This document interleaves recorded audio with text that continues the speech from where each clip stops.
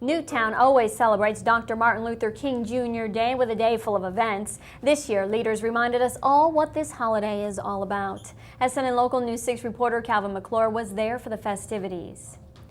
The Dr. King holiday in Newtown started with a memorial breakfast at the Robert L. Taylor Center, where the theme of the day was education. We're not asking the tough questions. Afterwards, City Commissioner Willie Shaw led a march from the center to the Dr. Martin Luther King Jr. Park to conclude with a birthday celebration. Trevor Harvey is the president of the Sarasota branch of the NAACP. He says MLK Day is more than just a day off from work and school.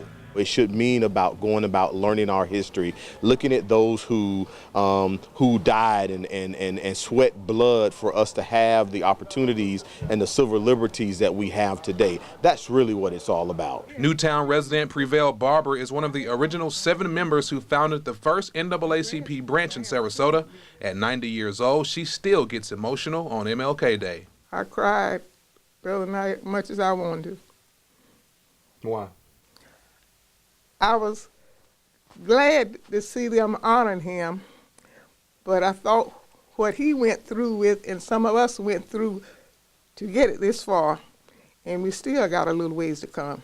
Community leaders say the real reason behind the holiday can sometimes be forgotten, but they remember events that happened right here in Sarasota like it was yesterday. I was in Sarasota when Margaret and Dan had Colored and White water fountain. I was here when on Saturdays black folks assemble themselves at the train station, Seaboard Railroad, where Deacon Butler would open restrooms because many of the stores that we shopped in downtown didn't allow us to use the restroom facilities. I've gone through the integration of the beaches, segregation of the beaches.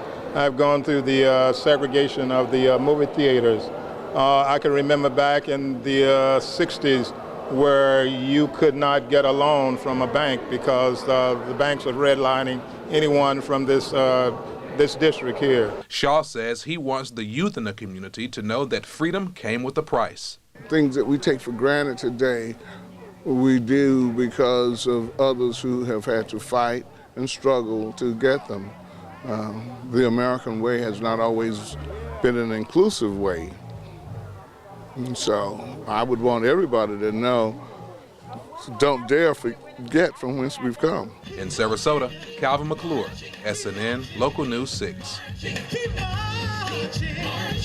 Dr. Martin Luther King Jr. delivered his famous I Have a Dream speech 49 years ago. He would have been 83 years old Sunday. He was assassinated on April 4th, 1968, while standing on the balcony of his motel room in Memphis, Tennessee.